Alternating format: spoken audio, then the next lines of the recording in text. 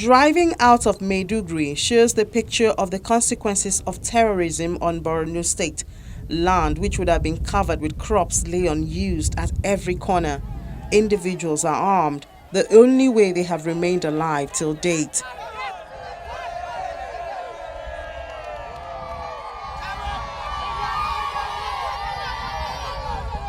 This is the area around 22 Armored Brigade in Dikwa local government area, which was under the control of Boko Haram for 20 months. The army has created a base here from where they have fought to drive the enemy out of the area, although the residents have not found the courage to return. And so the large productive area of Dikwa lies fallow under the close watch of the Nigerian army.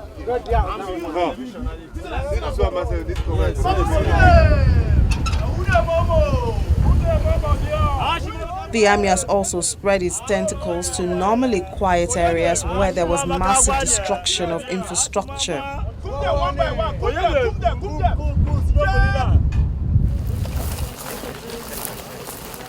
The state government has not left the army alone to this battle. The Deputy Governor Usman, on behalf of the governor, is in Ngala and stops at the army quarters.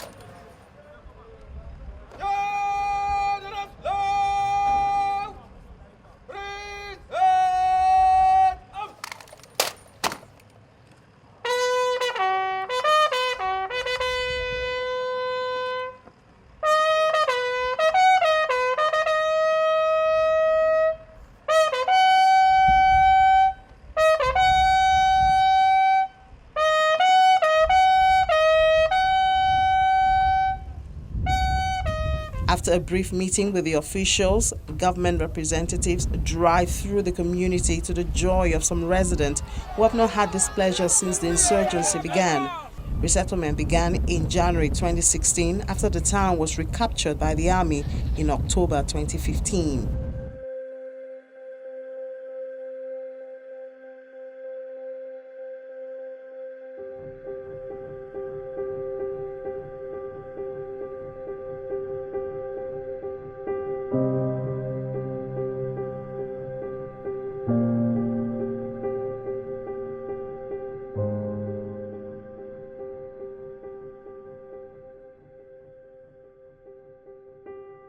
This is the main market in Gambaru town, in Gambaru Ngala local government area.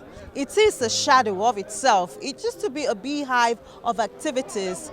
However, after the rescue by the Nigerian army, the villagers are just returning. The attack of Ngala town began in May 2014 with bomb blasts and kidnapping before it fell under the control of Boko Haram later that year. A town which is normally home to about 200,000 persons. For now, only a little percentage of that number have returned.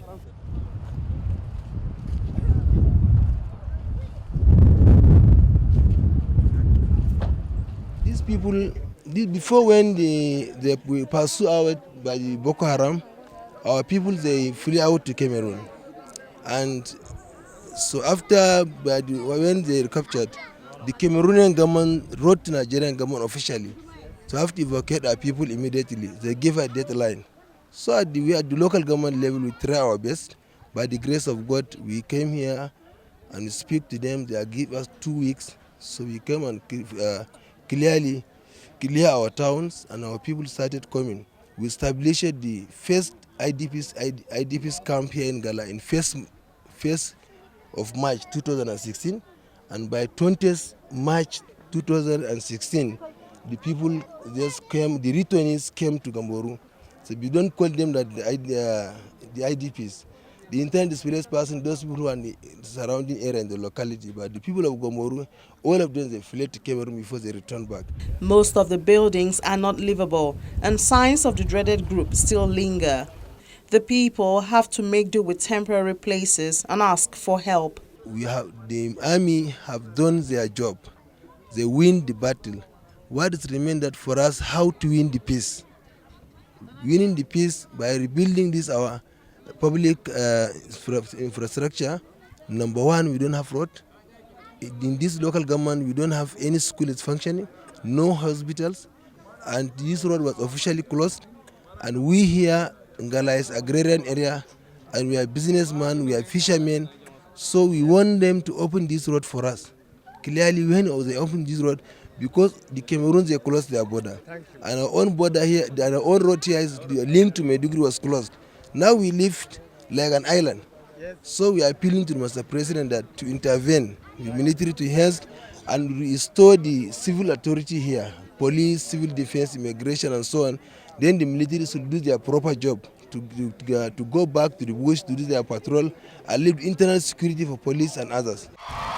In the same Ngala local government area, there's still an IDP camp where hundreds of people from other local government areas still find solace. Fatima, a mother of 6, is a native of Abari. In her case, she says she was not driven out of her home, but was made to live under strict laws with the Boko Haram until she was rescued by the Nigerian army. She says she's more comfortable here, but would prefer to return home since the insurgents have been overpowered in her village. Even in camps like this, the people still require protection, and the Civilian Joint Task Force works with the army on that. Tijani Alhaji Umar is the secretary of Civilian Joint Task Force for Gambaru Ngala. Yes, we have captured by military. We advanced together, captured Gambaru Ngala, but I will flush many of them. And even right now we advance into Balge, Chikonguro, and so many places. And we have no any problem now. I had everybody is feeling glad. Everybody is sitting normal. There's no any problem again at Gamborungala. No anybody, no any problem in Gamborungala. We have flushed every Boko Haram. No one in except IDP. We are feeling fine. We have unmarket everything. About an hour drive away is the most recently recaptured Kalabange local government area. This is one of the communities that border Nigeria and Cameroon. This is Kalabarge local government area headquarters. It was under the captivity of the Islamic sect Boko Haram for over 2 years. Consequently, there's been a lot of losses. Properties were burned, and of course the villagers ran away and left this place. The destruction here is equally as heartbreaking as other areas, and the number of lives lost not fully captured.